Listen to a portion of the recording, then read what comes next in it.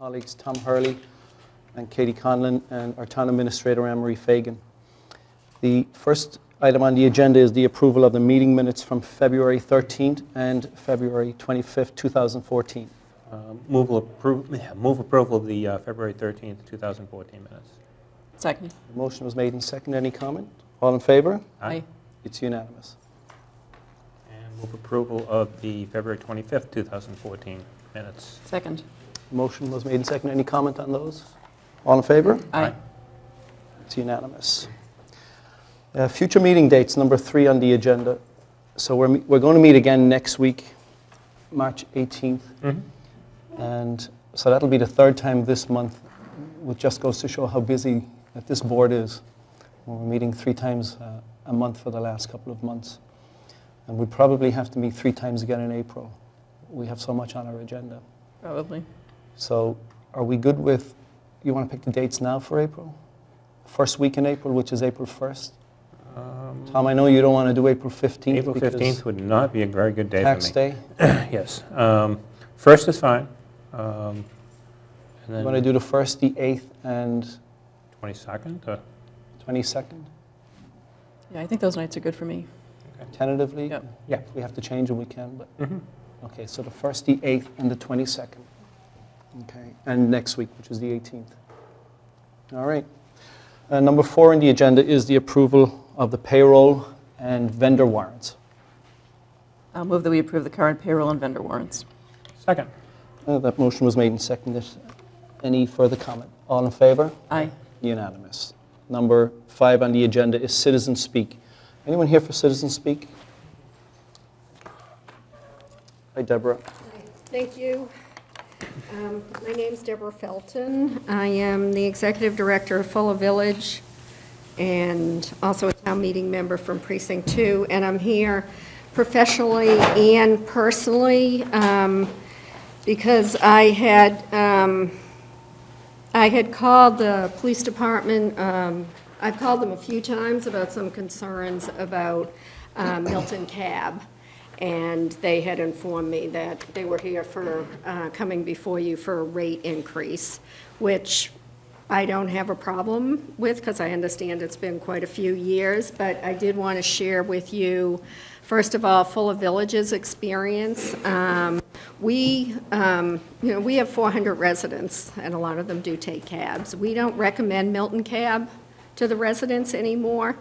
More than once, residents have called for a cab, told it would be 10 to 15 minutes, and then after 20 to 30 minutes have passed, it ends up being our concierge calling back for status, and she's been told a number of times there were no cabs in the area, and then the customer would have to wait even longer. She has felt that the dispatcher has always been very rude to her on the phones, and the cabs have never been on time. So we usually call other cab companies now. I am curious because I see that I don't know if it's the same dispatcher for all their cabs, Quincy, Braintree, Milton, Marina Bay Shore, and Neponset Circle cab. I know sometimes we have had luck with the Braintree cab, but we do have to wait a long time. And one time I did have to call the police because a taxi driver took a resident of ours who was going to her hairdresser, knew it was somewhere in Canton, really didn't know where. They ended up back up at Fuller. She never got her hair done, and she ended up paying the cab driver $60. Oh, boy. And then the police intervened, and there was a refund. So on a personal level, I've taken the cab to the airport, and the cab has been filthy and smoky.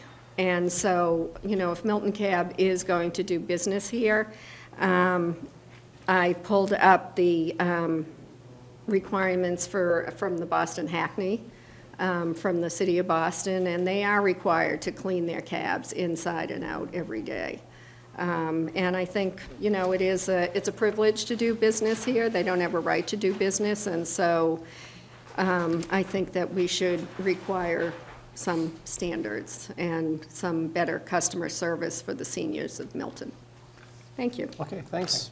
Thanks, Deborah. Anyone else for Citizen Speak? Mr. Walker.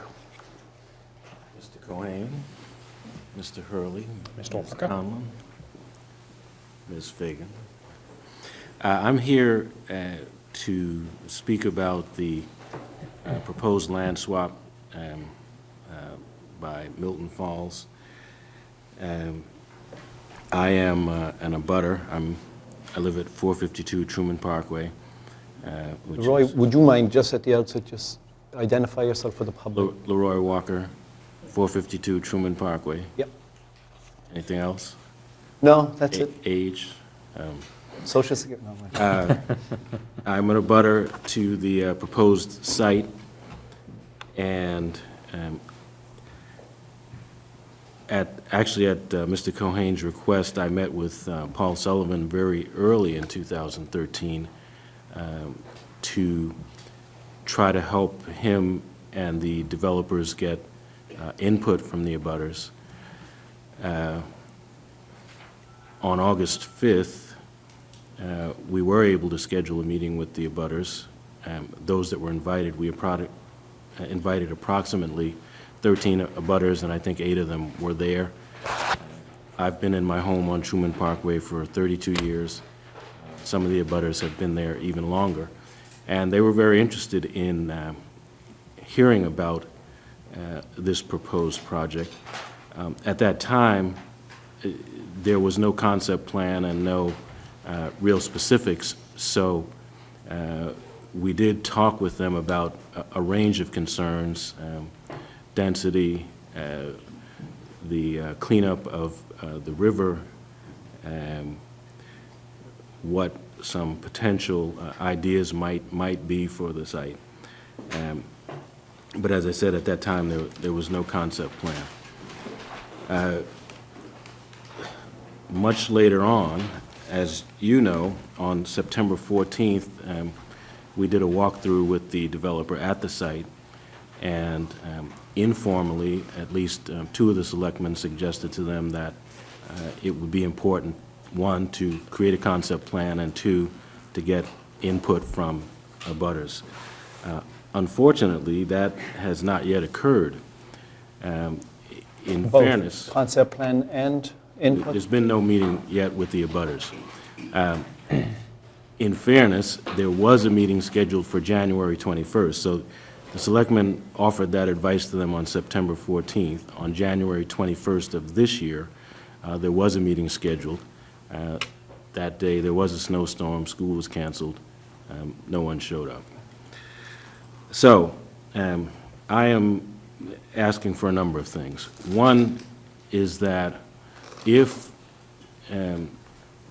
this moves forward in any manner, I would urge the selectmen to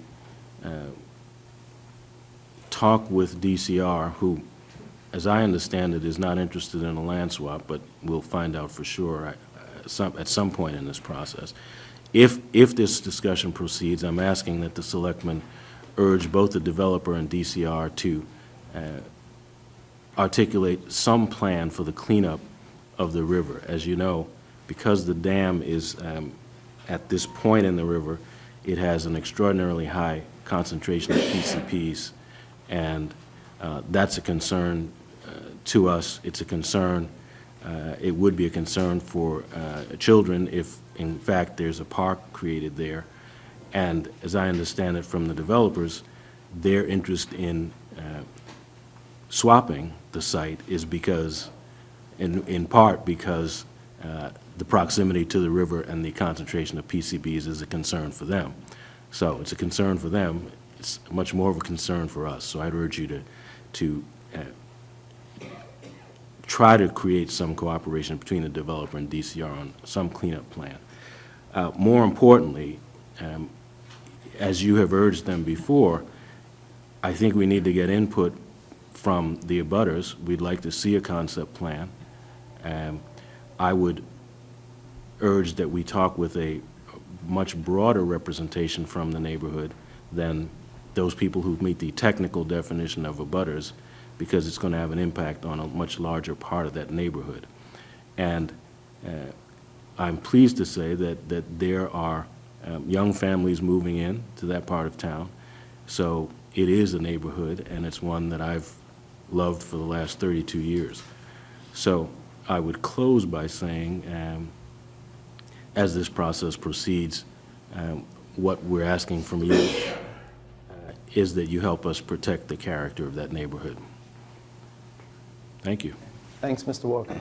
Appreciate it. We will be talking about Milton Falls, which is number 7 on our agenda. Anyone else for citizen speak? Mr. Jackson? Good evening. Good evening. Peter Jackson, 14 Capon Street, and I'm a town meeting member from Precinct 2. The first thing I want to do is to thank you for announcing that you're going to take public comment on the 40B proposals now before the town. I think it's great that people have an opportunity to express ideas, but also I think it'll both reinforce and maybe give you some more information to include in your response to mass housing on those projects. So I think that's a great idea, and I look forward to participating next week in that. The second thing I wanted to comment on the land swap proposal, the Milton Falls land swap proposal. I want to echo many of the things that Mr. Walker said. But also, I was on the planning board when we brought together and the town adopted the Brownfields redevelopment bylaw overlay. And the intent of that, and the reason that the planning board and the town was willing to give increased density for the development at that location was really the cleanup of the environment, the removal of the buildings and clean up whatever environmental hazards. And as Leroy said, there's PCB issues that are beyond the developer's responsibility, but cleaning up that part of the river and that part of town is very important.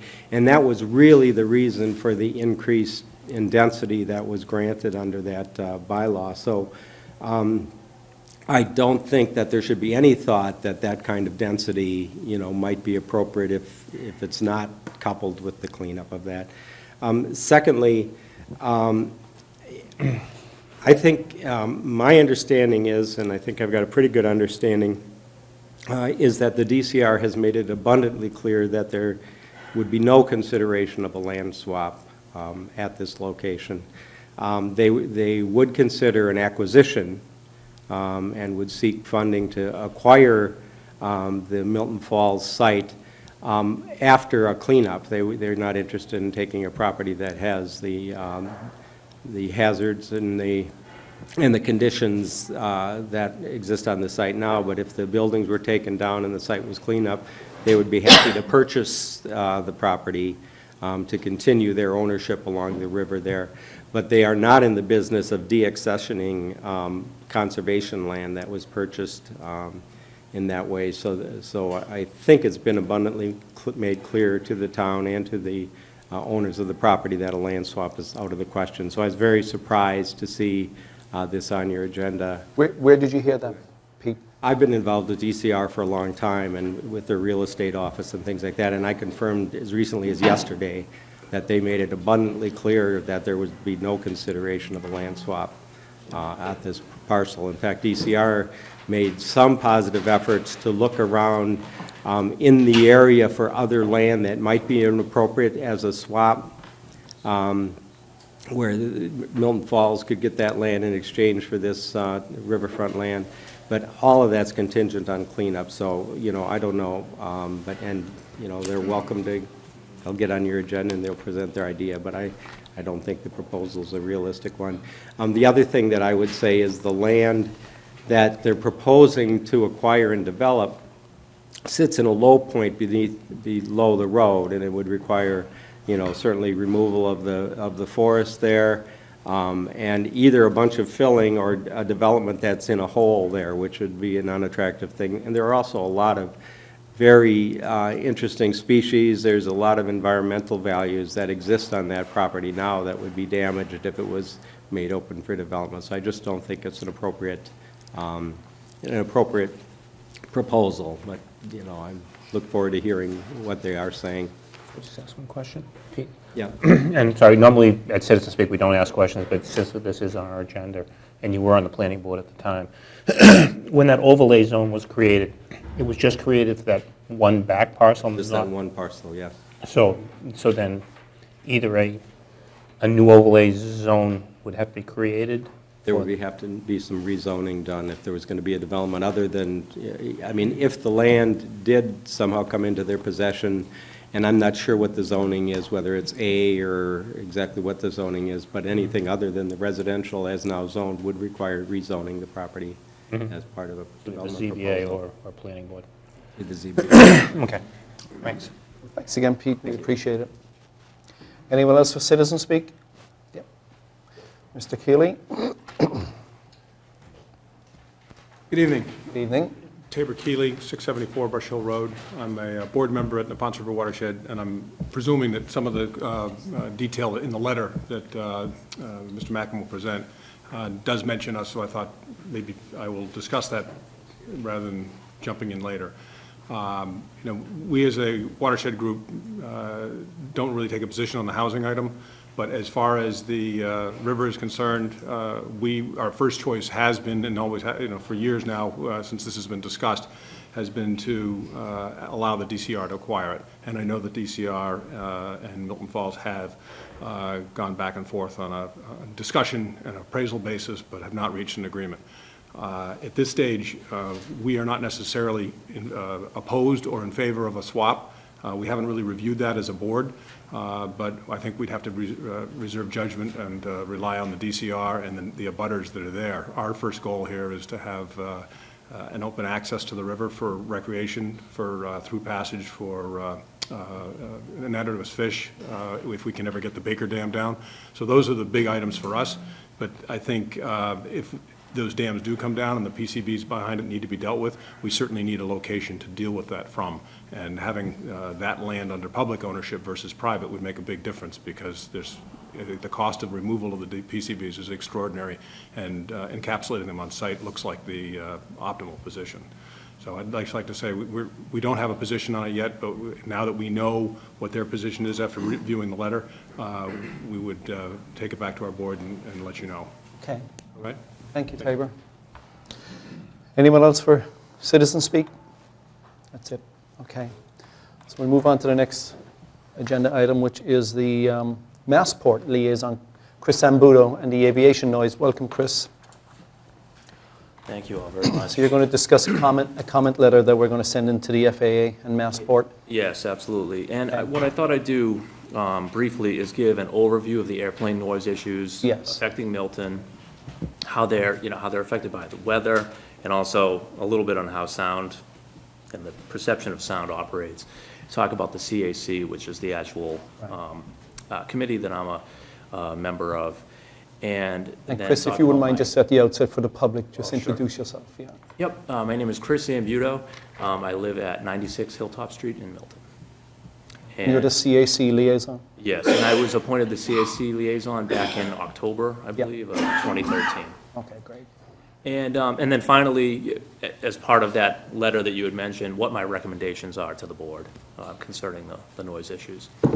So there are two issues that affect Milton regarding airplane noise, and the primary one are the arrivals. You probably have heard these, many people have heard these. When there is the runways that are in a northeasterly orientation, or the fours as they're sometimes referred to, they have roughly, again, a 40-degree heading, a northeast heading. And in 2013, roughly 35% of all arrivals, or 51,000 out of 147,000 arrivals, landed on those four runways. And anytime flights are landing on those runways, they fly over Milton. They fly fairly low and fairly slowly, so they spend a long amount of time over Milton, and they're quite disruptive. One other issue with the four runways is that per current SOP that Logan operates under, those runways are the default landing configuration in calm winds. SOP meaning? Standard operating procedure. Okay.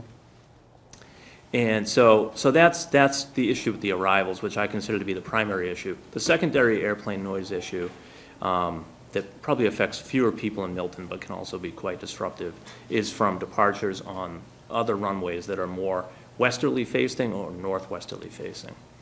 And although not all of those flights end up over Milton, they still, excuse me, they can still be very disruptive to the people in the southwestern corner of Milton.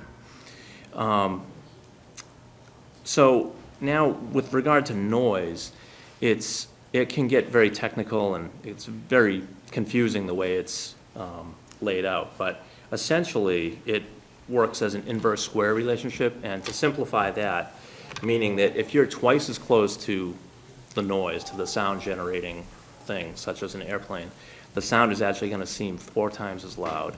And if you're twice as far away, it'll be a quarter as loud. So what's the implication of that? Well, if the planes can be higher when they're over Milton, then they'll actually have less of an impact on the people of Milton. I also mentioned that the CAC, which is the Logan Airport Community Advisory Committee, which I was appointed to last October, had a meeting back in February of 18th. And briefly, the CAC is a well-established nonprofit corporation that is composed of roughly 40 communities surrounding Boston, surrounding Logan. And the CAC works with both the FAA and Massport. And essentially, you know, the CAC is trying to provide feedback and comments to Massport and to the FAA about such issues as noise and pollution and a variety of issues related to airplane operations. Currently, the CAC, excuse me, currently there's a noise study going on, the Phase 3 study. And this study is primarily focused on relief in the inner communities, which essentially from almost 95, the circle of 95 and inward. And what the ultimate outcome of that study is going to be a runway usage program. And what a runway use program is, very simply, is it's a way of dividing up the day or multiple days into different time slots, essentially, so that, let's say that one community, or you know, if the 4 runways that affect Milton are currently being used today, or they've been used for several hours in a given day, the idea behind the runway usage program is that when conditions are favorable or allow for a switching of the configuration, that a different configuration will be used to more equitably distribute the noise to different communities. Because, you know, it's one thing, you know, it's great to say that we don't want planes flying over Milton, but if they don't fly over Milton, they're going to be flying over another community, and that community is going to push back just as much to not have the planes fly over them as well. So, you know, that was probably one of the biggest things that I noticed at this committee, because it was my first meeting at the meeting in February, that the other members kind of really got that it is a real community thing, and that if we all fight against each other, all the surrounding communities, we're not going to be able to make any headway and be able to help, you know, shape how the flights. Chris, is this study a Massport study, FAA study? Or, it's an FAA study. It is? Yeah, Okay. well, there's money both from the FAA and from Massport, but the majority of the funding comes from the FAA. Okay. So FAA perceives that there is an issue in terms of Yeah, there's some even regulations. distribution. Yeah, there are regulations in the FAA that compel them to do these environmental studies for, you know, a variety of different reasons. And, you know, and I think, you know, this has been going on for many, many years, for far longer than, you know, any of us have really been involved in the, you know, this situation in Milton. And so I think that, you know, I do think, though, that now is a great opportunity for us to really make our voice heard and, you know, hopefully have a favorable impact and outcome on this runway usage plan. So that being said, and I'm happy to take, you know, as many questions when I'm done with this final piece. My recommendation, based on all of this information, is that we first want to reduce the number of arrivals coming in on the 4 runways. Because again, you know, like I said at the beginning of this, we had 35% of all arrivals were coming in over Milton this past year. And the wind and meteorological conditions don't necessarily support that. So the biggest reason, you know, most likely why there's that extra amount of traffic flying over Milton is because of that current standard operating procedure that's in place. And, again, the idea is that this new runway use program will supplant that SOP, that standard operating procedure, and reduce the amount of traffic flying over Milton. So Chris, just to reiterate, 35% of all arrivals come into 4 right? Yeah, 4 right or 4 left. Yeah, there are 2 parallel runways. What was it about 6 years ago? I don't know as far as 6 years back, but it actually was, in 2011, it was roughly 43%, and in 2012, it was roughly 40% of all arrivals. So it has actually been going down, but in May of, all these numbers are from 2013, May, there was 52% of the arrivals came in on the 4 runways. And in July, it was 48%, April 46%, September down to 38%. So especially in the warmer months, we had way more than our fair share of arrivals coming in on the 4 runways. Chris, obviously, in terms of disturbing airplane noise, and I'm assuming this, I don't know this to be a fact, but the summer months would be worse than the winter months because you tend to be out. Exactly, More yeah, often. they're going to be much more disruptive to people because you want to be out and enjoying the nice weather. Right. And then- Windows are And open. also, the summer months would tend to be calmer weather, I would think. Yeah, it can vary quite a bit. What we end up having a lot, specifically in Boston, there's a sea breeze that comes in from the east, and when the winds are out of the east, they are going to tend to use the 4 runways more. But in calmer conditions, though, because of that standard operating procedure, we're still getting more than our fair share. Right. So at a minimum, we would want, as much as possible, not using the 4s and having a path coming over the water Right, to land right, during those summer months. right, absolutely. 33 is northwest, right? And that's a 10,000-foot runway? Yeah, that's the longest runway at Logan. It's So- almost 11,000 feet. My question always was, if the wind is coming off the east, why don't they land on runway 5? Or the opposite of 33, what is that? 18? Oh, the opposite 15. of 15? Yeah, on They 15. do sometimes. I think that, so the overall mandate from the FAA and Massport, number 1 is safety, and then throughput or efficiency. So 1, they want to land planes safely and have planes take off safely, and then 2, they want to be able to, land and take off as many planes as possible. Okay. So, although sometimes the winds may be more favorable for, say, runway 15, right, that would be, I believe that's one of the configurations where there's less efficiency, there's less throughput through the airport. So that's sometimes why that might not be used and why another configuration might be favored. My understanding from Anne-Marie, when you met with Massport a number of months ago, that one of your questions was, why are you sending so many planes over Milton? And the response was, because you guys have been asleep at the wheel. You haven't We been have been a quiet community. quiet community. Well, I think the quiet community is all over now. We are awake now. Yes. So Chris, so has CIC has been discussing, is the proposals in this letter before us in the executive summary a CIC proposal, or is it your proposal? No, or is that's- it consensus, I That's guess? my proposal. Okay. So the CAC, again, is working on that, the runway usage plan, Okay. and that would be then approved by the FAA and by Massport. Okay. But yeah, the specifics in the letter were from my Okay, recommendation. gotcha. So can we go through your recommendations, Chris? Yes, absolutely. Do you want me to walk Sure. through it, or? If you don't mind. Yep. Sure. And you don't mean actually read the document, give the highlights, or? Yeah, I mean, just there's the four, highlights. there's 4 recommendations, the Just the Yeah. four, implement yeah. controlled descents, steeper glide paths, what those things mean, and Sure, 2 of them absolutely. kind of seem to be the same in terms of what the result is, and I was confused by Yeah, that. yep, I'm happy to go through that. So the first one would be to implement controlled descents, and what that means is that instead of, and I'm using my hands here to try to walk through this, but instead of getting down to a lower altitude sooner and then increasing power to maintain that altitude, stay at a higher altitude and take more of a gradual descent over a longer period of time. Because of the way that sound propagates, the further away you are, the less impact you feel from that sound, the less annoyance there is from the sound. So by implementing controlled descents, it would help to keep the aircraft higher as they're passing over Milton. And Now, again, reduce how high are they noise. right now on average when they pass over Milton? They're anywhere from 3,000 feet down to about 1,800 feet. Okay.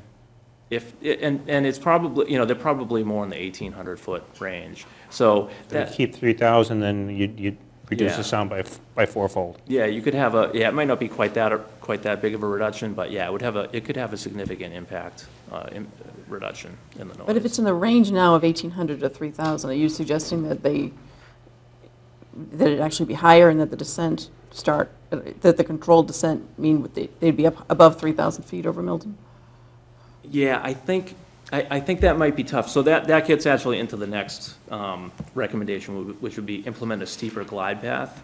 And there are certain airports, I believe San Diego is probably the most notable, that has a fairly steep glide path. So the typical glide path is fairly shallow, and that allows the pilots to come in kind of and it's fairly consistent around the airports in the United States. So they come in at a certain angle, and what I'd be proposing is that they come in at a steeper angle. Again, with a steeper angle, they'd be at a higher point in their descent as they pass over Milton. Now, is a landing like that more uncomfortable with passengers, or when you're coming in that steep? I don't think the passengers would notice it as much, but, and again, I should even step back before, talking about these recommendations. These would only, again, be recommendations Sure. to FAA and to Massport. It's not like we can demand Right. these recommendations, but, at least there is some precedent in other airports and other They've cities done where that. they've done Okay. things like Okay. this. And then the third item would be a localizer offset. So the localizer is essentially the path that planes follow as they're lining up with the runways for arrival. And by offsetting the localizer to the east, in particular for the 4R runway, which is the longer of the two 4R and 4L runways, the idea would be to push the airplane traffic out over the water and not have it fly over Milton, obviously. And of course, with that, you have to be careful, because if we push traffic or suggest we're going to push traffic over Quincy, the people in Quincy are not going to be very happy with that idea either. But again, that's just another way to help get the traffic away from Milton, away from being over Milton. And then the fourth bullet is what we've already been talking about, is the runway use plan. And really have a robust way of monitoring the traffic and monitoring adherence to the runway use plan. None of these four things are perfect by any means, and they're not going to solve all of our problems. There's still, there's always still going to be airplane traffic flying over Milton. I mean, we have a massive international airport, 8 nautical miles to the northeast of us, so we're still going to have airplane traffic flying over Milton and arriving over Milton and departing over Milton. But, I think that based on the last CAC meeting, that I think the new CEO at Massport has been very willing to listen to the concerns of the CAC, whereas past ones may not have been as apt to listen to our committee.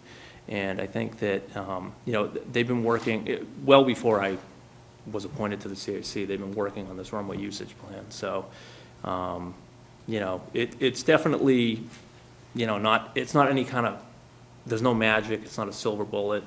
But I think that, these 4 recommendations, even if one of the 4 is implemented, I think will help reduce some of the impact of airplane noise. Okay. Do you know when this study is going to be complete? Or Oh, I'm sorry. when the study is going to be complete? So I think it was supposed to have already been complete, but I believe actually Representatives Lynch and Capuano had extended it. But I think it's sometime in the later spring. Okay. It's supposed to finish. I believe it began in May of 2013. It was supposed to run for 6 months. So I think it's going to end up running for almost a full year. Because I suspect we're going to probably get pushback anyways until, Until it's complete. Yeah, when it's Exactly. complete. Exactly. Yep, good point. And Chris, just on an aside, the Massport, I guess, put a noise monitoring system on my property Right. for like 4 weeks. Any results from that yet? No, I haven't heard any of the results from that. And specifically, that was to monitor the departures on 33. 33 left. Yeah. Yeah. I know that they have removed that monitor and they brought it to Belmont because Belmont, which wasn't having any flyovers before, is now having a lot of noise because of the 33 left departures. So, yeah, so again, yeah, there's no, I think the plan with the noise monitors too is to do all of the monitoring and then pull all the data together into one comprehensive, one comprehensive report. I'm wondering if it would be possible to get that monitoring device in East Milton Right. for right. inbound traffic. Yeah, well, I think they had already done that. I don't know, I believe it was in Cunningham Park. We have a noise monitor in Cunningham Park. It's there presently? That was the issue. We only had one noise monitor in the town. And when we went to that meeting with Massport back in August, we requested a second one over your section of town. Okay, all right. So we have a letter here, and I believe, Katie, you want to look over it and... Just a recommendation? Well, I've suggested some changes to Anne Marie and to Chris, and one thing we thought we might cite is some of the medical studies that have talked about health effects, which Chris is going to get us, and so we can incorporate that into the letter. We have some general information, but we thought it might make sense to cite at least one of the studies. Okay. So we'll make some edits, and then maybe the next meeting, Anne Marie, we can approve it? Yes, we'll have it ready for your March 11th meeting for signature. Sounds great. I think when we do that, too, we should have a planned follow-up to make sure that there is a response to the letter, this doesn't die. Exactly. Great. Chris, one of the things, one resident had asked about the technical committee of the CAC, and just Right. before the meeting, we were talking about that. Sure, yeah, so there was a technical committee that was created within the past year as a subcommittee within the CAC, and it was created before I was appointed. David Godine, who is my alternate as a liaison, he is on that committee. So he and I are going to swap places, though, because, I think because of my meteorology background and the fact that I'm a pilot, it'll help if I'm on that committee rather than Dave. And Dave's done a great job with it, but I just think somebody with a little bit more technical expertise will be a better fit for that. Well, we're glad you're on the committee, and we appreciate all your hard work. Thank you Keep very much, Chris. plugging away. Thanks, Chris. Thank you, you all. Chris. Okay, next up is number 7, the proposed land exchange, Milton Falls LLC. To bring up the developers, and Paul Sullivan, are you coming? Paul is coming up.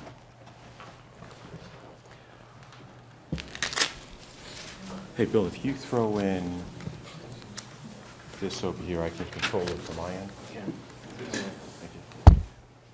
Thank you. You guys want to take this chair? Oh, yeah, no, we're fine. Thanks, Laura. Hello. You want to? Yeah, I'll Okay, start if you it, could Chris, yeah. introduce all. Yeah. Yep, thank you for allowing us to come this evening. My name is Ken Mackin. I'm joined with Tony Caruso. We're both principals of Milton Group, Inc., the owner of Milton Falls. Paul Sullivan, our consultant. And we're here this evening to discuss, in an informational basis, some of the comments that you heard earlier this evening from 3 prior speakers. We own 3.35 acres of land on the north side of the Fairmont commuter rail line that we acquired in 2005 when we purchased the assets of the Bay State Paper Mill. Bay State Paper Mill, which was the successor to Tyleston and Hollingsworth Dam, Tyleston and Hollingsworth Paper Mill consisted of, actually it's not going to work on the TV, 4 parcels of land. There were 3 parcels of land in Hyde Park, and then a 3.35 acre parcel in Milton, which was exclusively used for water treatment when they used to draw water from the Neponset River to operate the paper mill. We acquired the property in 2005, both Hyde Park and Milton, and we had meetings, a number of meetings with the planning board, of which Peter Jackson was a member of, and developed the concept of developing residential housing on that site. In 2007, we went before town meeting members at an annual town meeting and had zoning created called the Brownfield PUD that would allow up to 89 units to be built on the site, and that's the shaded area that you see on the TV screen. What was going to happen is the existing configuration of structures that are on the building now was going to be replaced with two buildings, one building with 45 units, one building with 44 units, and that was our plan in 2008. At around that same time, we became aware of the USGS report on the PCB presence in the Neponset River, and we had a number of meetings with the state as well as a number of other local environmental groups, and discovered that there were fairly significant concentrations of PCBs behind the dam. The state had identified a couple of parties that were responsible, were working through the process, so we felt we would wait a couple of years until they had an opportunity to clean up the PCBs. It's now been, at this juncture, almost 9 years since we acquired the property, and it's likely to be another 3 to maybe 10 years before the PCBs themselves are cleaned up.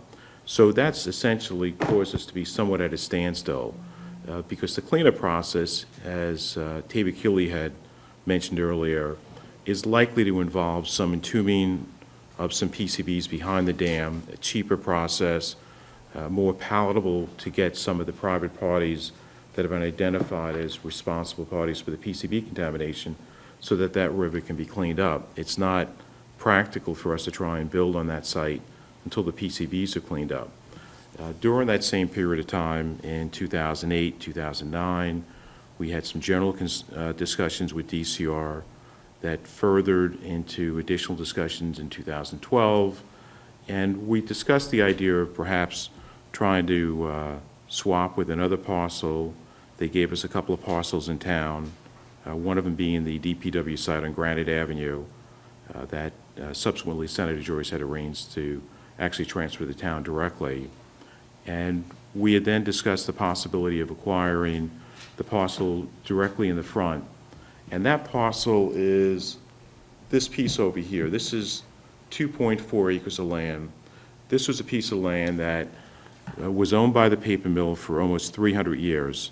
And that property was acquired by the Trust for Public Land in 1994, and the following year in 1995, they sold it to the state. This piece of land used to be used as just a large parking lot in the 50s and 60s for workers of the paper mill.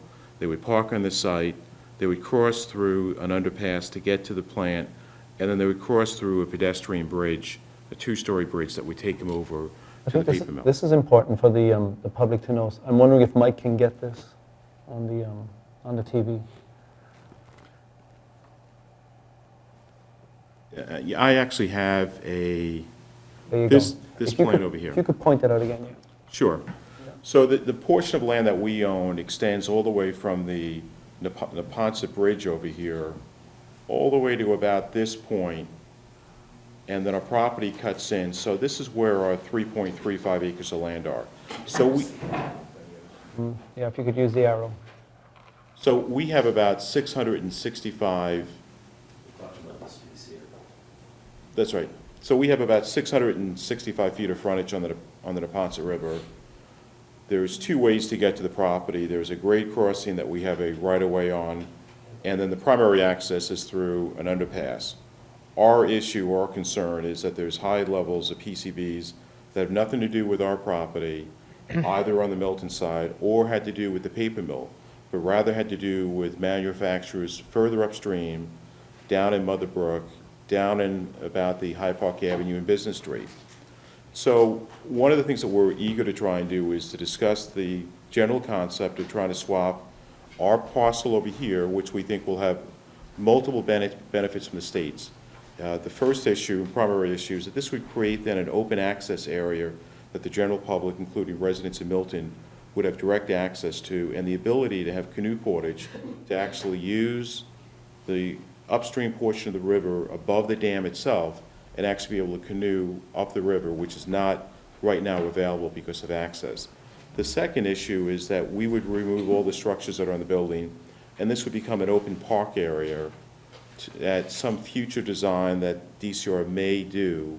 In some of their earlier plans, when they constructed the bike trail, they actually had bike trails that ran along the Neponset River and circled through back out onto Truman Parkway. So there's some potential design elements that could be incorporated at a later point. The third issue that's fairly important is the state had hired a firm called Malone and Marcone about 6 years ago, and they explored various ways in which they would deal with the PCBs. And when we had met with them, one of the ways that they felt could expedite the process of the PCBs is if they could entomb the PCBs on some portion of the property, somewhat similar to the Pope Paul II Park in Dorchester, where there are PCBs entombed over there, very safe, and it allows then for a quicker cleanup, particularly when you're dealing with private entities. So we think those avenues would result in this project, which would be 89 units, into a much lighter, significantly smaller project with this portion of this 2.4 acre property on Truman Parkway itself. Now, we're not here to request any zoning change. We're not here to say we're going to build A, B, and C, but just discuss the general concept as to what could happen. The alternative is that we would simply wait, whether it's 5 years or 10 years, however long it might take for the PCBs to be cleaned up. Then when it's cleaned up, we would look to go back to the planning board to then construct the 89 units that the site is zoned for. So one of the things that we're trying to do is recognize the fact that we've waited 9 years. We're not eager to have to wait maybe another 5 or 10 more years. It's something that's beyond our control. To answer Mr. Leroy Walker's question in terms of what the developer could do, our biggest contribution is if the state owned this parcel of land, it provides the staging area and the access for private parties for the cleanup of the PCBs in the river. And it's not only here, it's further downstream in the braided channel, it's further upstream. There are some other concentrations of PCB contamination, but unfortunately it's fairly high behind the dam because that's the area that captures all the sediment that migrates downstream. Now, from a development standpoint, what would go here, we would be looking to do townhouses, as we've explained to Mr. Walker and the other nearby abutters when we met last summer, is we don't have any plan that we're looking to have approved. It's not a conditional for a land swap, so we would have to go back again multiple times to the community, the immediate abutters, to the planning board, to the town meeting members in order to get their consent. So we couldn't come up with some project that would be on the same scale and somehow expect that the town's going to endorse that, or the town meeting members, and we recognize that fact. Now, the position for the DCR is true. DCR is, as they've explained to us, they own a lot of land in Milton. It's a sensitive topic for them acquiring land. They have raised the issue about acquiring the land, purchasing the land from us, which we said we're not interested in doing.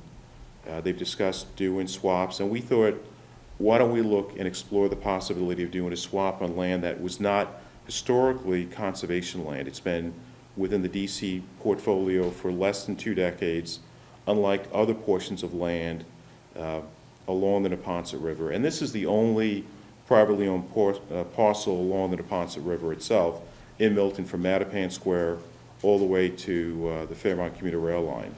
So this would become a nice jewel that they could add, incorporate, and allow actually citizens, particularly residents in Milton, that would have direct access to the Neponset River, because right now that access is not available from a recreational standpoint from Mattapan Square to the Fairmont line. We would then, if we did have this arrangement, we would construct some parking spaces along here.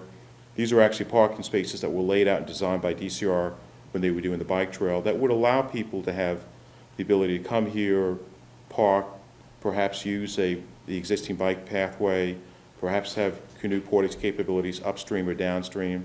It would bring some vitality, some life to the neighborhood, make this something that would be usable, notwithstanding the fact that there are concerns, a number of concerns that the immediate neighbors and residents would have. So one of the things I tried to do, and I'll run through this. This is the dam itself. It's 150 feet wide. And so one of the issues, of course, that the state has is that we own the riparian rights to the river. And this was part of the paper mill. The state itself owns the dam. This is the upstream portion of the dam itself.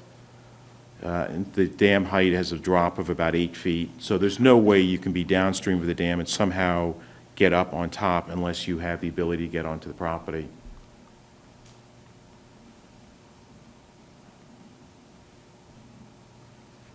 So here's the neighborhood in terms of the streets that you can see, Beacon Street Circle, Smith, and you'll see that there's 2 entrances right now to our property.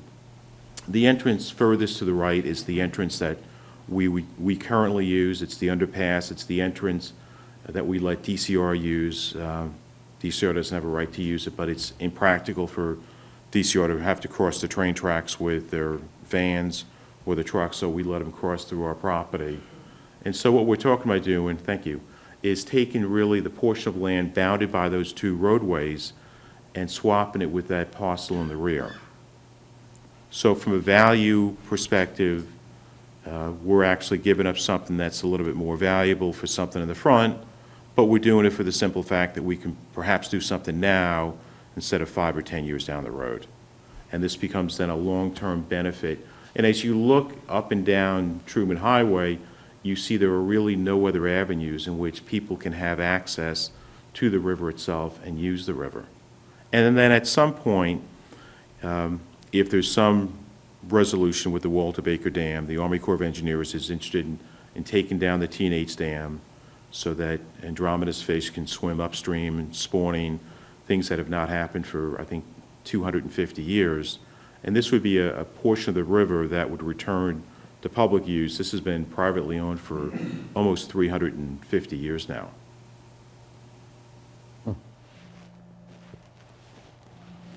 So I think probably the best thing is, I'm sure some of the selectmen have had an opportunity to read a general narrative that we provided, maybe address some of the questions that you might have.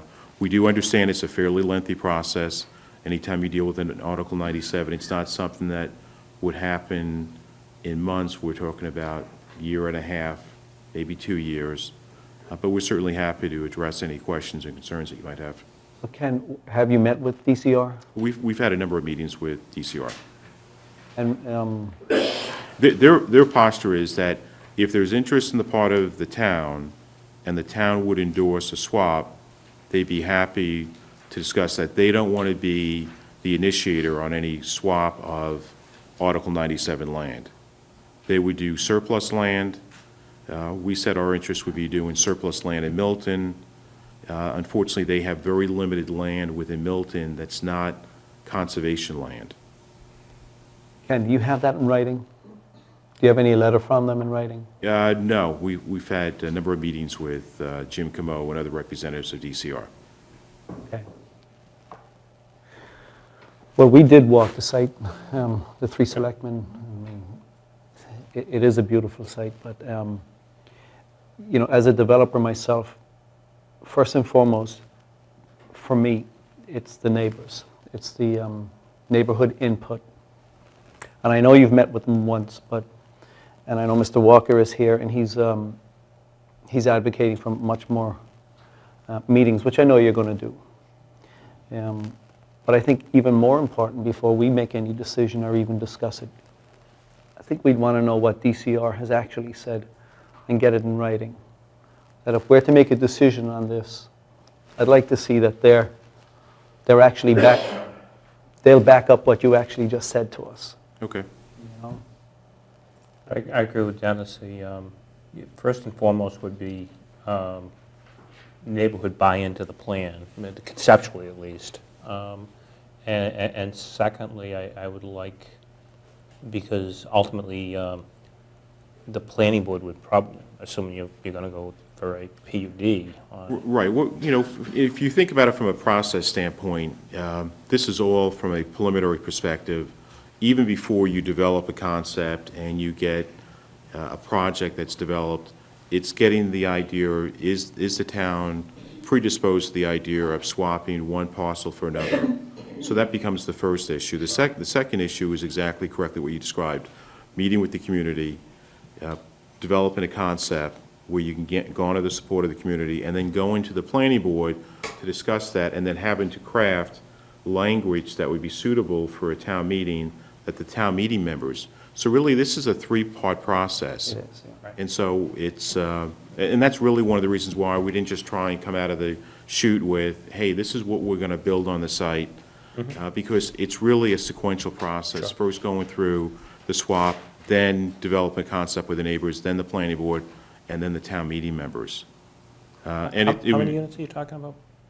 You know, the site that we have presently, we have about 30 units to the acre in terms of what's approved. Yeah. You know, we might be looking at 20 to 30 townhouses at most, nothing more than that, so. 20, 30, so it's like So- 40 to 60 units. So, well, no, they think 10 to 15 units an acre. Well, maybe about 10 units per acre versus 30 units per acre. So about a 1/3 reduction from a density standpoint in terms of what's approved on the back portion. Okay. Okay. I agree also that there should be community input, and, but I think what we'd probably like is the planning board to be involved a little bit more upfront, rather than waiting until you get to an issue about zoning. We're going through, right now, you may be aware of this, we're going through a master plan process. Yep. So I would suggest that if you are going to have a community meeting, that you would invite not only the planning board, but also the master plan committee, and abutters, you know, sort of the broader neighborhood that you can see on that picture. Town meeting members, that's precinct 10, so town meeting members from precinct 10 would be good ones to get some input from, so that you're reaching a wide group and we can get some input from some broad Sure. stakeholders in the No, process. absolutely, you know, the process that we would pursue. We did have a meeting last year with the planning board and discussed, it was March of 2013, the general idea of a swap. Gave them an idea in terms of what we were looking to do, and they said, we're happy to do it. We think it's premature for you to come here with any design until we know that you're actually going to do the swap. We don't want to invest our time. So we have reached out to them last year. and- I think us as selectmen would want to know that the planning board, at least conceptually buys in on it before the selectmen go and write a letter to DCR supporting a swap, that's all. And that could be us talking to the planning board is, It can be, although if you're planning on having these meetings, I would think not only the abutters, but also, Yeah. you know, the broader stakeholders. Sure, involved we here, can which- certainly incorporate the two within the meeting, so that makes it a simpler process. There has been some preliminary discussions with Emily Ennis, the chairwoman of the Master Plan Committee. We've requested an opportunity to come before them to present the concept, and great. I don't know if that's been identified by them as a developable site at this point or not. They've identified certain things on the maps in the town. I'm not sure if that's one of the parcels or not, but. That'd be good to bring it to their attention. The PUD, you know, really, I remember Tom and I both were on the warrant committee when you came for the Brownfields PUD a few years ago, and it was very site-specific because the other side of the tracks was a brownfield, so you'd probably Right. be looking at something very different. That's exactly right. In this case, the way the language was written, you had to have a 100,000 square foot parcel that was a brownfield property that bordered the Neponset River, and there was probably no other parcel except for maybe the extra space storage that might qualify, and even that maybe wasn't 100,000 square feet. So, you know, you would have to create something in concert with the planning board. That's why the process that we're doing is really, that would be the fourth portion in the process. Yeah. But if it's something the town wants to see, the community would support, it's something that could be achieved. Otherwise, to address Peter Jackson's question earlier, I believe it's Residence C zoning. So the site right now is only zoned for single families. And so you could only build maybe 8 single families, 9 single families. And so the infrastructure costs that it would take to bring the utilities to the site are significant that it's not economically feasible to just do single families. So this could be a real smart growth area, you know, with input from the neighborhood. You know, if from a development concept, what we discussed with the neighbors when we met this past summer was that any project that would be built there, we think it's, you know, smaller in scale, 2 bedrooms, people who want to be close to nature, access to the river, young people, people who wouldn't mind walking the half mile to the Fairmont commuter rail line, Right. take advantage of that. It's not your traditional transit-oriented development, which is a 1/4 mile. But it's a nice walk. It's a nice wooded walk, particularly during the spring, summer, fall, along Truman Parkway, and it's a nice alternative in terms of the town. It is. Just on a side note, has the fire chief been out there? I mean, there's no access to the property for a... Yeah, for a early fire- on, and we actually provided them a key to the gate. Oh, you did? Yeah. Okay. Any other questions? That's it? No? Okay, well, thanks for the Thank you very much. presentation, Paul and Ken. Appreciate it. Thank you. Thank you. Okay, next up is the number 8 on the agenda, and that is the amendments to the traffic rule and orders. I'd like to bring up our police chief, Richard Wells. Good evening, chief. Chief?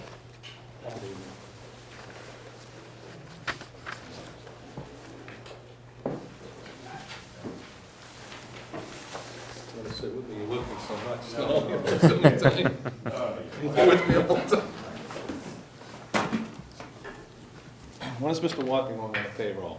Yeah. I agree. Good evening. Good evening. So we have a number of recommendations here. Yeah, we do. First one on Columbine Road. Do you want to discuss them Yeah. individually, or? Yes, so I'm gonna put it in groups, so the first, 1, 2, 3, 3 on page 1 and 4 and 5 on page 2. Those will be the first recommendations, then we'll jump down. The second group will be crosswalk recommendations, and then I'll come back to the discussion Okay. items that we have on it. So, it's funny, I don't ever remember seeing so many proposals for development in this town at one time. It's like, Just coming in droves. A lot of it balls is. in the air right It's now. amazing. So the first recommendations, one of the things that we've really spent a lot of time targeting in the past several months is parking, not just in the business districts, but in the residents. And one of the areas in town that we really tried to address is the corridor along Elliott Street from Milton Village through the Central Ave Business District, which extends almost all the way to Mattapan now, and I would say by the time we're done, it'll be every side street off of that. And the vast majority of it is because our high-speed trolley lines are used so much now that people are constantly trying to find a way, a house or a residence to park in front of free all day long. So the first recommendations for Columbine Road, first 2 in Oak Road, for the installation of 2-hour parking signs on both sides of the street, that was a result of that. And we've heard from many residents in this neighborhood, and to be honest with you, it is only fair. Some people wind up having cars, 4 or 5 cars parked in front of this all day long. It just, so 2-hour is more than fair. That's pretty much what we've used along that entire corridor. So our recommendation to you for that location would be to install 2-hour parking, and this is both for Columbine and Oak Road, for both of those streets, including both sides. On the Columbine, it's between the intersections of Elliott Street and Ridge Road, and on Oak Road, it's between the intersections of Elliott Street and Valley Road. Okay. Chief, just a question. I know we're not like, you know, Charlestown where there are no driveways and garages, but have you ever considered resident parking in those areas only? We've talked about that. I think we'd have to create, it would have to be, we've talked about it. Citizens have come to us before you. I'm amenable to looking into it, but would have to, like Cambridge and Brookline and certain sections of Boston, the south end have it. We'll have to give a lot of thought to how we do it and how we enforce it. Yeah, because it was a little different because people do have driveways in that. But one of the things that we do, so one of the things that, and the benefit is that the officers work pretty much the same sectors all the time days, is they run the car. So if, you know, if the car comes back to that street or somewhere in the amenable neighborhood, we usually don't tag it. Okay. It's usually, because it's so quick that we can get that information now. And I've gone countless times myself, both Lieutenant Elmer, John Thompson have done that. I mean, they don't have the access to the info that we have, but, you know, when we see cars from Canton and Randolph and other communities, then you clearly know that. Yeah, And yeah, you see they're on the repeated offenses, then you know it. And the residents are very, there's a lot of good detectives, I've said this often, and, you know, usually, when they come to us with a request like this, usually right away, once we see the location, particularly as they mentioned that Elliott Street corridor, it's pretty easy to put together, so. Okay. But you do bring a point there, because it is something, and at the end, I'll talk about just the latest proposal you gave me for 131, because that's just the one issue I emailed to all of you, is Yes, all that right. just as it's proposed now, there's enough parking for it, so. Yep. So those are the first two, for Columbine and Edge Oak Hill. Road. Edge Hill, this would be, and if you've noticed, one of the things that the second thing is we've really paid a lot of attention to the square. You've about to begin an engineering study and a change, whether you go design Plan A or Plan B. But two things that we found right away. One is that there were about 35 spaces completely unregulated. No regulation at all. And people are good. If they can find free parking, they'll do it. And so this Edge Hill Road location is to regulate that area. People were parking there all day long, and we couldn't enforce it at all. Post office, or? Post office is the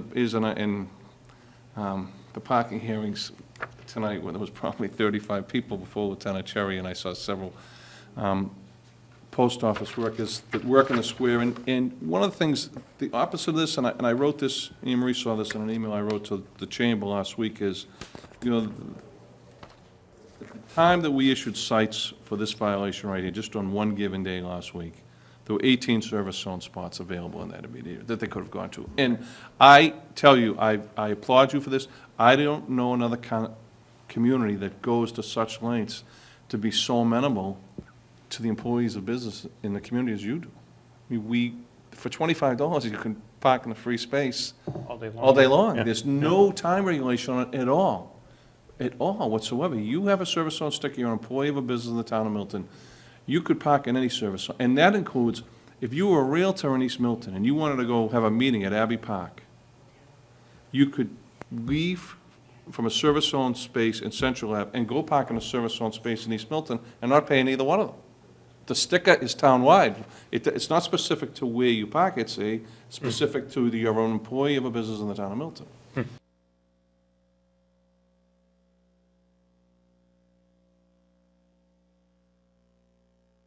He's coming on now.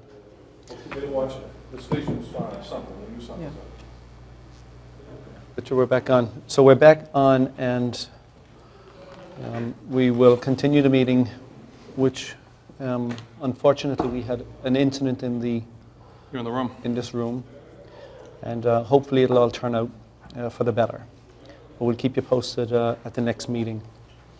So when we left off, the chief was speaking about Edge Hill Road and some parking, 2-hour parking. So you can continue now, chief. So the recommendation here is to regulate all the spaces that were not regulated at all with 2-hour parking, which is pretty much consistent with the whole square.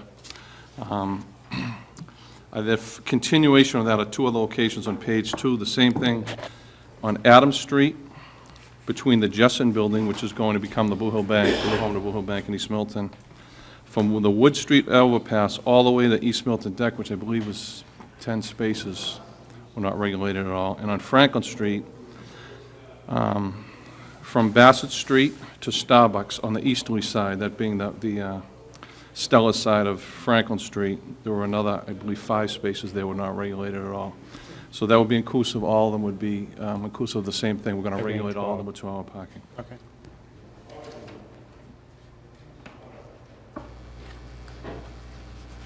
This one is Adams Street? Yep, so it'll be on this recommendation, it's Columbine Road, Oak Road, Edge Hill Road, Adams Street, and Franklin Street. And there'll be Okay. 2-hour parking in all the locations that we've discussed. They're outlined in the request. Okay, so I'll propose a motion to amend the traffic rules and orders as follows. Article 5, Section 7, Columbine Road, install 2-hour parking signs on both sides of Columbine Road between the intersection of Elliott Street and Ridge Road. Oak Road, install 2-hour parking signs on both sides of Oak Road between the intersections of Elliott Street and Valley Road. Edge Hill Road, install 2-hour parking signs on the eastbound side between Plymouth Avenue and Grafton Avenue, and from Bryant Avenue to the United Church of Christ on the library side of Edge Hill Road. Adams Street, in accordance with Massachusetts Manual of Uniform Traffic Devices. Oh, no, we didn't talk about that yet. So I guess, yes. So we'll end with Adams Street? We'll end at Edge Hill Road. Edge Hill Road, second. The motion was made and seconded. All in favor? Aye. Aye. Unanimous. Okay, did you stop that? We didn't do Adams or Franklin? Those weren't on the motion we had. Adams is on the motion here. It's on, well, that's a crosswalk at Adams, isn't it? No, the top of page 2, this would be amendments, item 1, continued, Adams Street and Franklin Street. Yeah, it actually looks like your letter doesn't match up with our draft motion, so why don't we Yeah. just do a separate motion then? Yeah, separate one.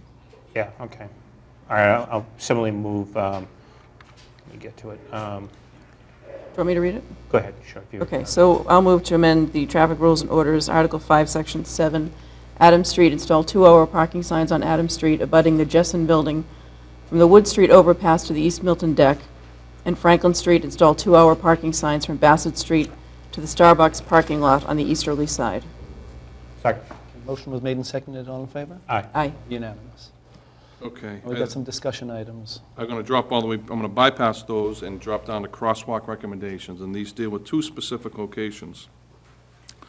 The first one is on Adams Street, and this would be in accordance with the Massachusetts Manual of Uniform Traffic Devices. Recommendation to you will be to install a striped crosswalk on Adams Street at the intersection of Granite Place and Foster Lane. And this would be subject to the approval of the town engineer, and that only is that we also voted that it meet all the ADA. He'll have to put in handicap ramps and all that, and they've agreed to do this in their spring, summer, normal projects this summer, so we'll prioritize that. And once that is completed, the crosswalk would follow those immediately, so upon your approval tonight. Great. The second one is not a vote one, but this was one Mr. Hurley had, when we made the configurations that are currently in place of the square, it involved the moving of one crosswalk away from Granite Adams, which has now been moved down. And so we wanted to be aware that we've done that, the crosswalk near 539 Adams Street. It doesn't meet the warrant for a legal crosswalk, so we can't replace that one. But I think in the bigger picture of whatever you do in East Milton, because another crosswalk, I don't want to go on, but another crosswalk that's definitely going to come into play is the crosswalk with the signal that currently goes from the corner of the post office at Bryant Avenue and Adams Street and crosses over to the deck. And even though it has signalization and a pedestrian crossing, it's very dangerous, and we think that that's going to be addressed. So that's more of an advisory to you, and we see this in the whole project in the square, several changes taking place, because as we've discussed previously, we want to make sure we do this in the best overall picture for the town and the community as a whole. Now, the crosswalk we're talking about, is that the new crosswalk that you put going from the kind of triangle, well, I'm confused as to which crosswalk we're talking about. By 39, is it? Yeah, so the crosswalk, are you at the, so this was just an advisory, and this was one that had been brought up earlier, though. So there was a crosswalk at Granite Avenue and Adams Street when the traffic still traveled south Yes, on on Adams Street. Yeah, Now with that being closed, that was removed to accommodate a double right-hand turn lane Yep. on Adams Street onto Granite Avenue shall remain as is. The crosswalk near 539 Adams Street does meet the warrant for a legal crosswalk and will not be replaced, but that came from Mr. Lynch. I'm not exactly sure what he intends to do there, what he intends to recommend, but I think it's part of the bigger Okay. picture going forward. but we had already moved one of those Move crosswalks. one. Yeah. And the double travel lane, even though it wasn't something we voted, it was something that DPW did in their overall making the changes that are in place now.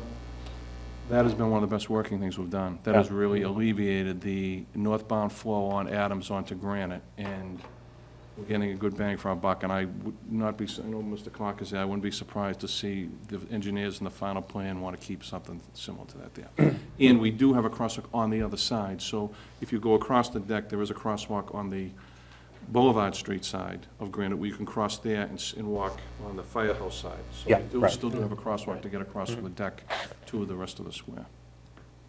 So, and then in the discussion items, those are really quick, there's nothing to vote, just to give you an update of what we're doing, and we're doing some speed counts, Clifton, Highland in the spring. Algerine Corner, we had a request about a red on red there, and what the DPW wants to do is adjust the red globe on the traffic lights at center at the intersection around to a red arrow straight ahead. As you're aware, we have been having some discussions with B.I. Deaconess Milton about the crosswalk setup and the lighting on Highland Street, on their Highland Street address. We're going to have a follow-up meeting with them, a more formalized meeting, and I think that's going to involve some lighting, new lighting and signing in the spring of this year. Is this a result of the 2 accidents? It came to light because of the 2 accidents. This current existing easement and layout was a joint agreement in 1980 between the town and Milton Hospital. And that's the layout of the design. It's hard to believe that it's been there that long, but it has. It was passed and created in 1980 between the hospital and the Board of Selectmen at that time. I don't see us moving it, but I definitely say we could improve it. I would say that's definitely in play. Central Avenue, this was a result of a complaint that came to your office. One of the things that we are going to address going forward in one of the next traffic commission meetings is the town in some of these enhancement projects has gone with these, I want to call them decorative, but I don't really want a decorative type brick inlaid sidewalk. They're very prominent in the village, and one of the things that happens is they all become transparent into the roadway, and they lose their significance and meaning. And what we found was that there was a crosswalk on Central Avenue at the trolley stop that crosses Central Avenue from the Hendry side to the bike path side. You would not even know it was there. I didn't know it was there. Those like the ones they have in Dedham now? Yes. Yeah, okay, yeah. So the DPW Director, Joe Lynch, has made a note that these may have to be painted twice as often as a normal, the type of, the double white lines, because they just seem to, as I say, when you got the complaint here, when I went down and looked at them, there's a crosswalk there? Sure enough, there is, and it was part of that project, the Central Improvement Project. So those are just some of the, and the last one, the big one, as you know, and I want to be very clear, because this is kind of taken on a life of its own.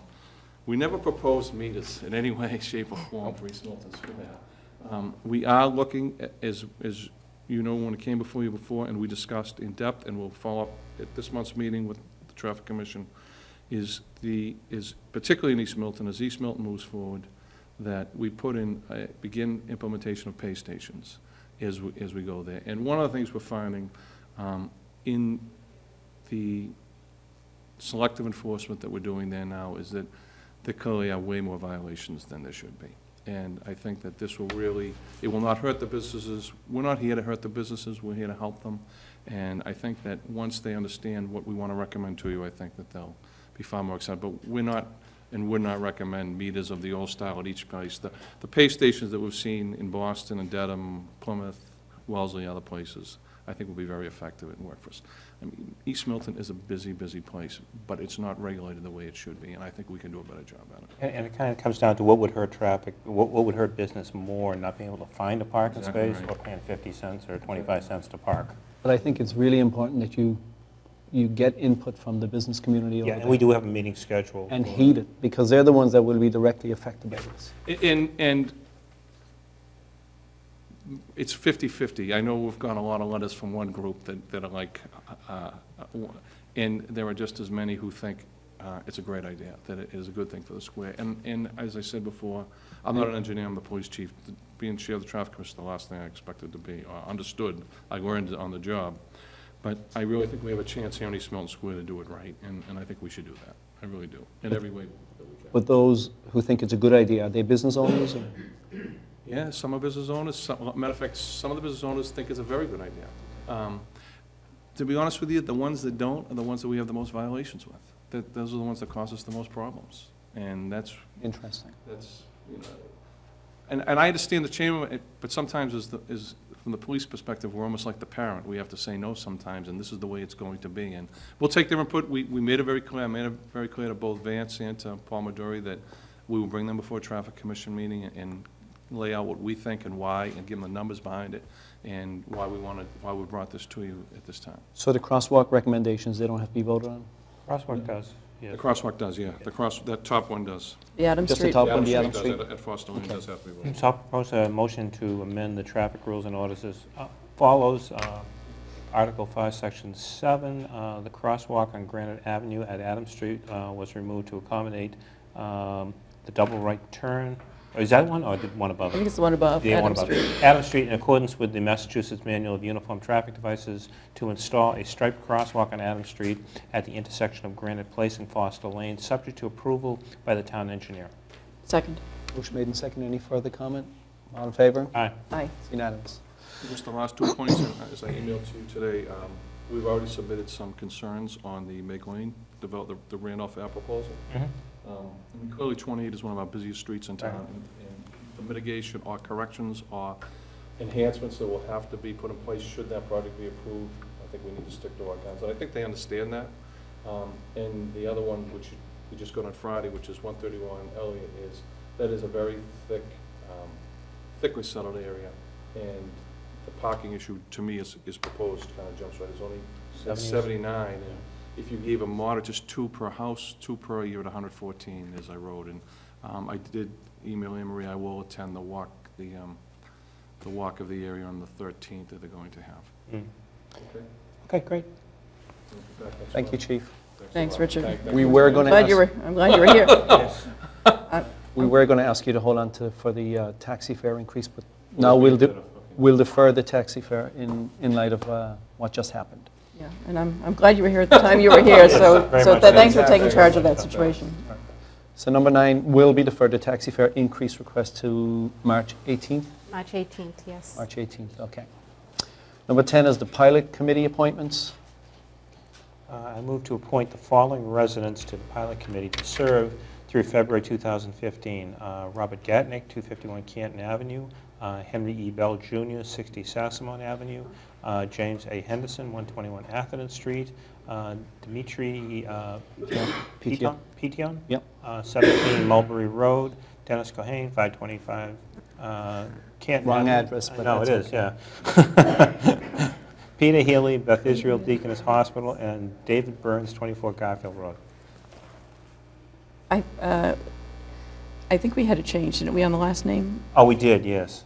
This hasn't David been- Burns was being removed. Yes. And Yes. Stephen Paxia. Okay. Okay, Was so being if Take that as a you'll friendly take, amendment. okay, second. Motion made and seconded. Any comment? Do we have any, the other two nonprofits that we were reaching out to, we don't have names yet from We them? do not have the names from the other 2 nonprofits. Do I see Peter Healy here? Yes. Yes, he's the CEO of the hospital. Yep. Okay. All in favor? Aye. Aye. It's unanimous. I'm looking forward to getting Sounds that like a going. good committee, yeah. Number 11 is the Hendry's 40B comment period. And we received correspondence from the Mass Housing Partnership regarding a request for determination of project eligibility for a proposed 40B for 131 Elliott Street LLC. The information has been forwarded to the pertinent parties for input, and we have to decide if we want to request a 30-day extension for our comments. I believe Bill Clark is going to give us a presentation.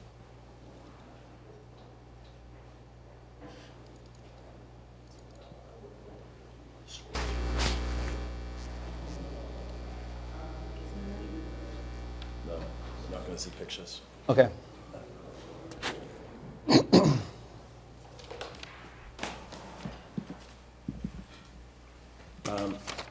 Welcome, Bill. Bill Clark, our Director of Planning. We received a notice from Mass Housing Partnership, and we got a letter from the Freeman Law Group that the Conleys are moving forward with their proposed 40B at 131 Elliott Street. Their proposal is for 57 rental units. The rental units are broken down into 49 two-bedroom, 8 three-bedroom.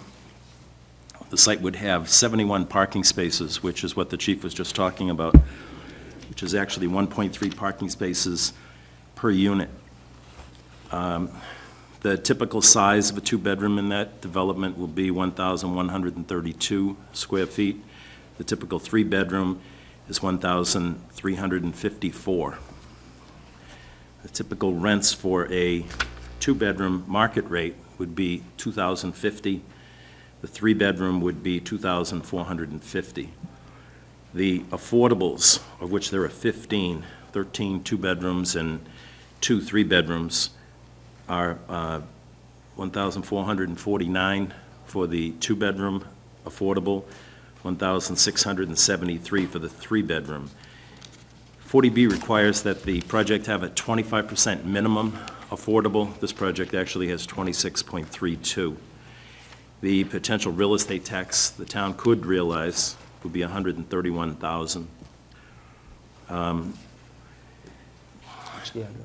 We got a call this afternoon from Mass Housing Partnership that they would like to do a site walk, 11 o'clock, Thursday, March 13th.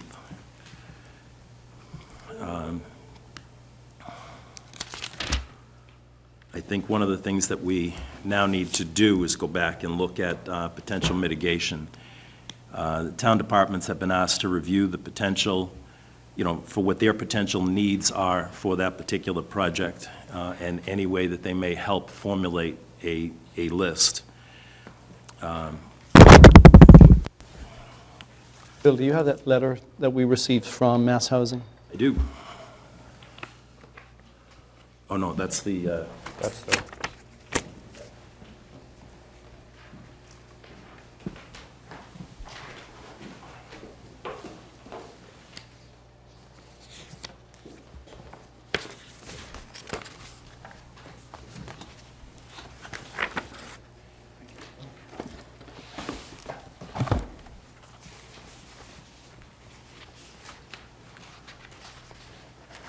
Have we got any comments back yet from any department heads? The only comment that I have back is from Richard, and his were number of parking spaces. Having spoken to some people who are in that field, the typical size of these units is something similar to what is on the Dorchester side of the river at the schoolhouse condos. The twos and the three match up to what they have in that complex. But Richards are the only comment I have. Okay. What, can we discuss his comments or not? Sure. He felt that there were too few parking spaces. He felt that the guest parking, the overnight parking, just cannot be handled by the area. At 1.3 spaces per unit, and these are 2 and 3 bedroom units, spaces will be at a premium. If every space gets one, there's not going to be a whole lot of space for that second car. We do not allow parking on the street at night. There is very limited parking in that area during the day. There'd be 63 spaces under the building and 8 in the courtyard. Where are the spaces going to come out? I mean, where are they going to exit? Actually coming out at the bottom where Elliott Street and Central meet, right opposite Esprit de Vin. At the corner? Right at the corner. Where all the stop signs are? It's right in that area, yes. Nightmare. And that's what Richard was saying, that he felt that there may be some type of, maybe we're looking at signalization somewhere in there. Bill, do you know who owns this building? Which entity owns it? Currently, Carrick Realty Trust owns the building. There is a P&S with 131-141 Elliott LLC, Elliott Street LLC. Mm-hmm. Stephen Conley is a trustee of Carrick Realty. He's the manager of 141 Elliott Street LLC. Okay. I'm not sure how significant this is, but the application seems to have gone in under 131 Elliott Street LLC. Right. Does that make a difference? That, I'm going to put it in the comments. I'm not sure what it can do. You can see on that bottom picture where the doors are. They'd be the two just to the left. The other two would be large windows down in the courtyard area, Okay, yeah. and then the two doors. Yep. Bill, in terms of requesting an extension, now, currently we're working on a response for the Randolph Ave, Yes. and that's due March 31st under the extension that we got. So what is our deadline on this one currently, before we request an extension? We got it on the 26th. They're saying that, So roughly around the end of, close to the end of March. Should we ask for 30 days, or should we ask for 60 days, given the fact that, they said within 30 days, and 30 days from the date of the letter would be the 25th.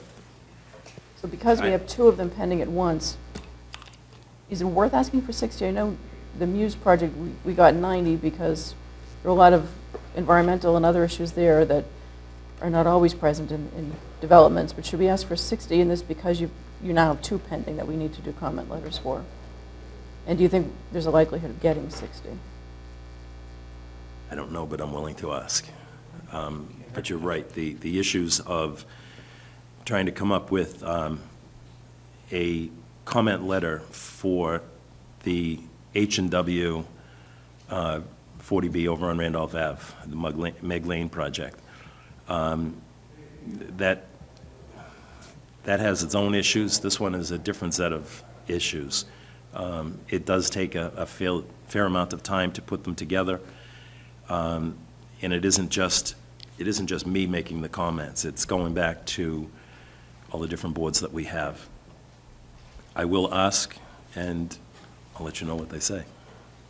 And I think after next week's meeting, where we have input from the neighbors and from the community, We should remind everyone again about that. Exactly, we will, yep. I think that We'll be is able to, we put that into the letter, that we are looking for comments back from the neighbors, and our meeting is. So it will also take and drag us out a couple of weeks as we put all their comments together. exactly.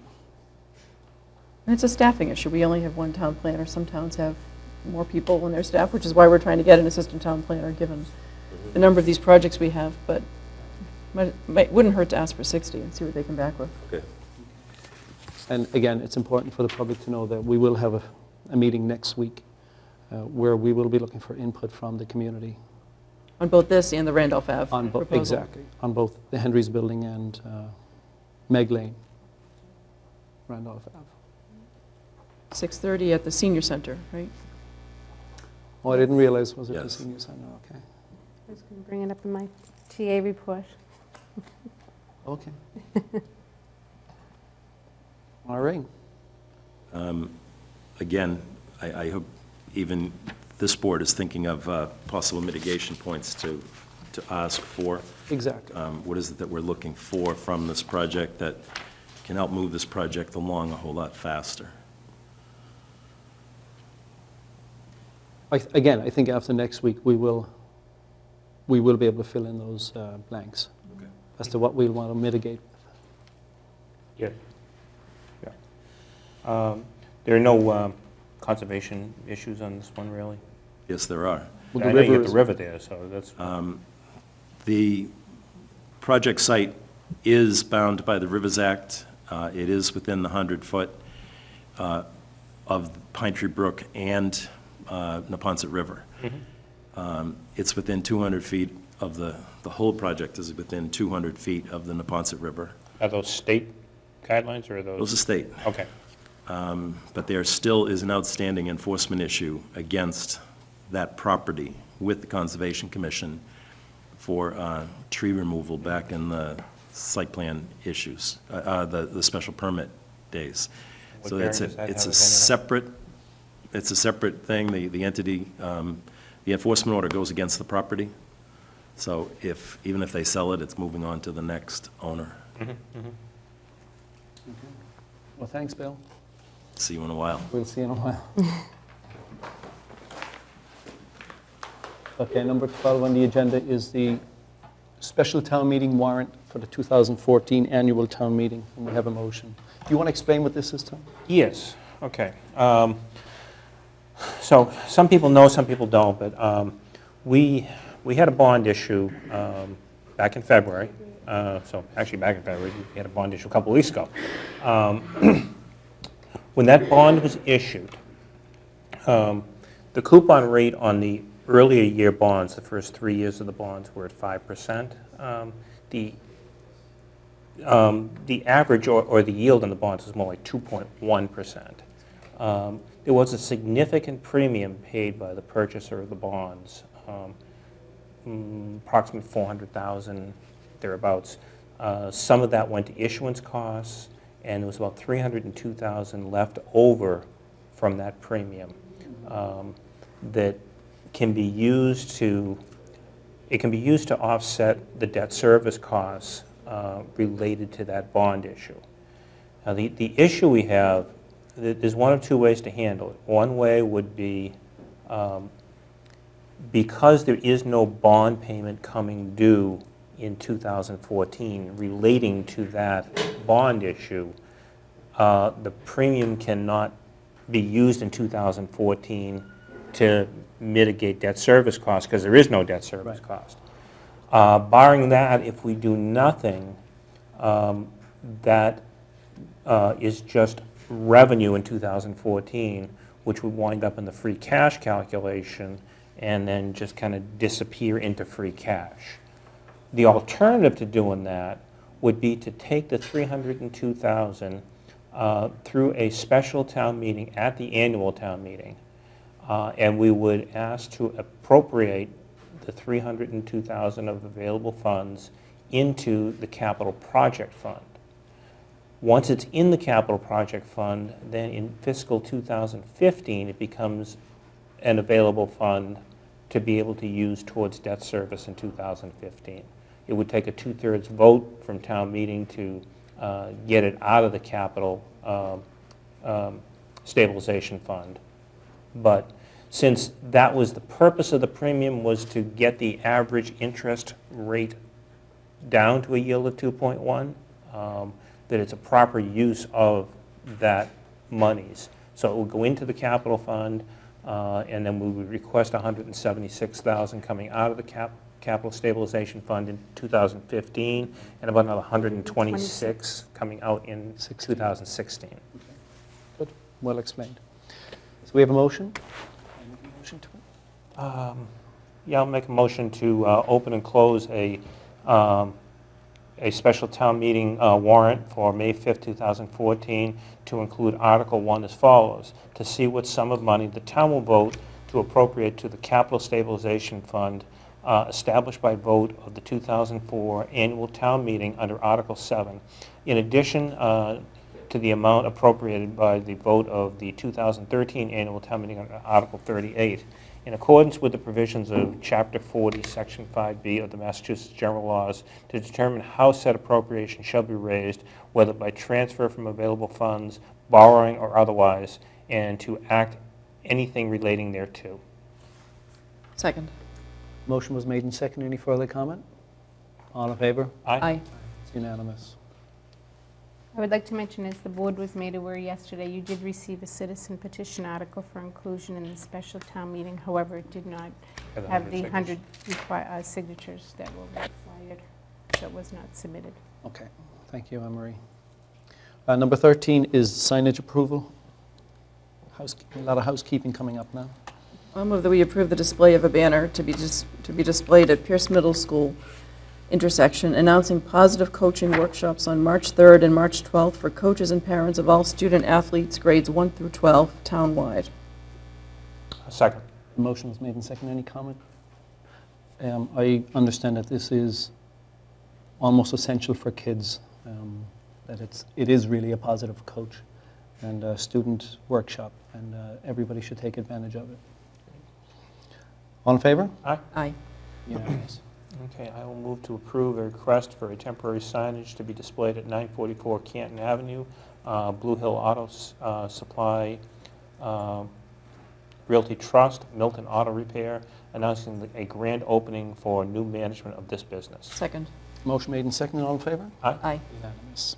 14, one-day liquor license for the Fruit Center. I'll move that we approve a request for a one-day liquor license from the Fruit Center Marketplace for a wine dinner that will take place on March 14th, 2014 at 10 Bassett Street. Second. Motion made and seconded. Any comment? Just one quick one. We approved, what, 12? One a month. Okay, so have we keeping track that? Yes. Okay, very good. That's fine. Any further comment? All in favor? Aye. Aye. Unanimous. And then we have a liquor license for St. Agatha's School. Move to approve a request for a one-day liquor license from St. Agatha's School for a school auction that will take place on April 5th, 2014 at 440 Adams Street. Second. Motion was made and seconded. Any comment? All in favor? Aye. Unanimous. Number 15 is the Avon Walk Training Day. I'll move that we approve the use of the town streets and ways for the Avon Walk for Breast Cancer Training Day that will take place on April 6th, contingent upon approval by the police chief. Second. Motion made and seconded. Any further comment? All in favor? Aye. Unanimous. 16, Town Administrators Report. Yes, Mr. Chairman.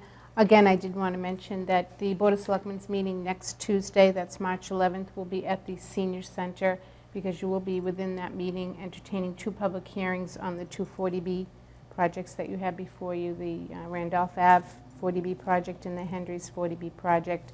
We felt because of the large crowd that may assemble, we decided to move your meeting over to the Council on Aging. So it will be, again, next Tuesday evening at 6:30 at the Council on Aging. And this is really important because we have 72 units proposed and 57 units proposed, and we need the input from the community. A lot of housing. We did put this in the Milton Times. We sent it to Frank Schroth, and we also sent it out on public meeting notice through the website. The only thing I would add, could we make sure, because of the large number of people that could potentially be there and want to speak, that we think about some rules of order so that we make sure that everybody has a chance? Sign-in sheet. Yeah, and length of time and Yes. that kind of thing, Okay. so that. Yep, we can do that. Okay. I have nothing to report under my chairman's report, so I will entertain a motion to adjourn. So moved. Second. All in favor? Aye. I will call to order a meeting of the trustees of the Governor Stoughton Fund, and tonight, Bill, do you want to come up to the table? We're going to talk about an extension to the due diligence period for Pulte Homes. What's the reason for the extension, Bill? Pulte has asked for an extension so they can do their due diligence. Part of that reasoning is they have to appear before the Conservation Commission in order to do some geotechnical borings. They're in the 100-foot zone. They're not in the non-disturb zone. These borings will go down anywhere from 10 to 20 feet and try to figure out if there is ledge in certain areas. They started the other day with an excavator just clearing the path so that they could get it's a tracked boring machine. And they started the other day just clearing the path down, clearing out the paths where they'll do their borings outside of the 100-foot zone. They're done now until they finish with the Conservation Commission, which is the 18th of March. The commission will then hold, that's a Tuesday, they'll hold a site walk on the 22nd, and they'll vote at the 22nd permission to move into this area if they agree with the wetland line. Will it be a public sidewalk? Or? Yes, it is. Pulte filed for a request for determination of applicability, which is basically, here's the line as we see it. They have the wetland line, they have the 25-foot zone of non-disturbance. Both of those are marked in the field. They have another line that marks out where they would like to see geotech borings along, it's basically along the roadway system. Some of it's in where a couple of the houses are, but they were suspected ledge areas. A couple of the houses that are on the property, you mean? The new potential house lots. Okay, I understand. I did give you a concept picture that that Pulte gave us the other day. This is, again, it's just a concept image. It's, can they fit the 23 homes on the 30 acres? What will it look like? That's it. Okay. And I have it if you want to put it on the screen. Some of the neighbors have this picture here. No. You can pass that back if you'd like. We can get it up on the screen. We can post it up. You can do that too. Go to the one that says Pulte. Double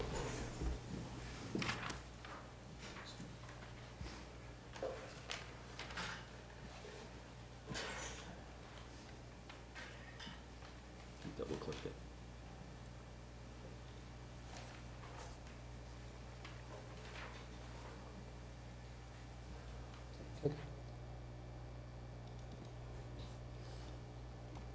There you go.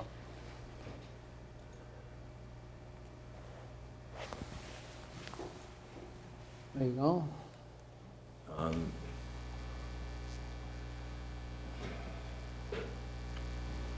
Do you want to sit here, Part Bill? that, the part they're working on right now is they will not go where you see the line moving back and forth now, going, this is Unquity Road down on this side. They will not go any closer to Unquity Road right now than this line right here.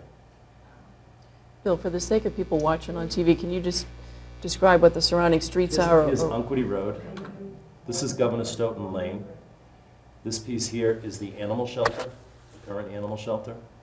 These are the existing buildings on the Governor Stoughton site. And I don't know, is that showing up? Yes. Mm-hmm. Okay. The tracked vehicle the other day came in here, went down here, it went to here, it came down, went to here.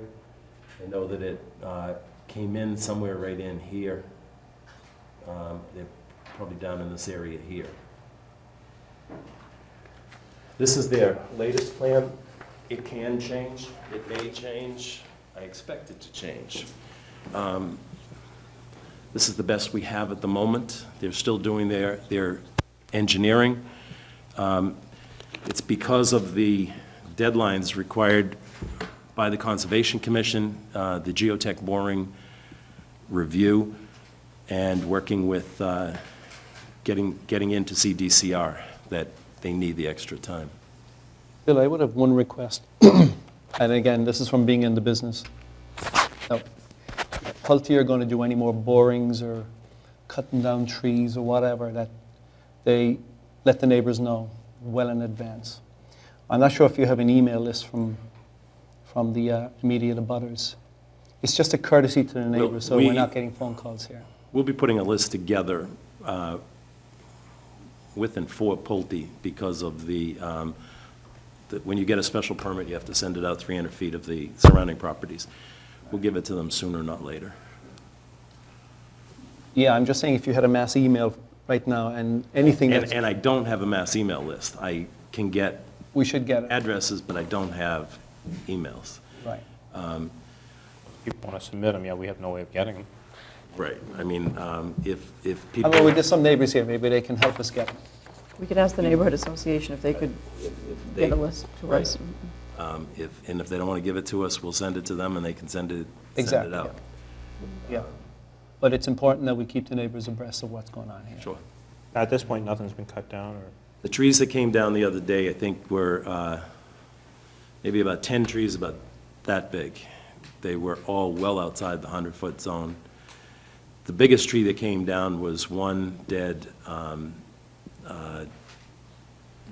white pine that is really, really dead. I'm surprised it hasn't fallen down before. It's just rotted in it, probably about a foot in diameter. That's the biggest tree. As shown here, are they going to have their 1/3 open space? I mean, it's hard to say, but They have to come back and give us that part, but I and we think don't by know that what plan, size I house think lots they there. have it. They do have it, you think? I think with that plan, they have it. Yeah. And do we know what size house lots they're thinking about? I do not.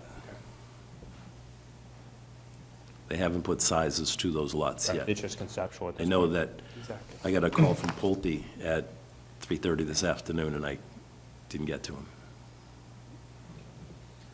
Not, that was from Bola, which is their engineering firm, not from Pulte. Pulte, I've had very good communications with Pulte from the Test site, borings? before the site. Test borings, any noise involved, any, you know? Not outrageous. They're a tracked vehicle that drills just like a well. Okay. So it's not going to be a It's a- pounding, it's just going to be a No, drilling? it's a Right. drill. It makes some noise, it's a diesel engine, it revs up, but it's not like it's not that close to the houses out there. This is pretty much in the middle of the property, moving down. And it's normal working hours as well, so. They started the other day, 7:30, and they were done by 10. So they're not, They're within the scope, yeah. they move pretty quick. So the extension they've asked for would take us till early June. I think they said April, was it? I think the current date is April 6th, so we're looking at on or about June 6th.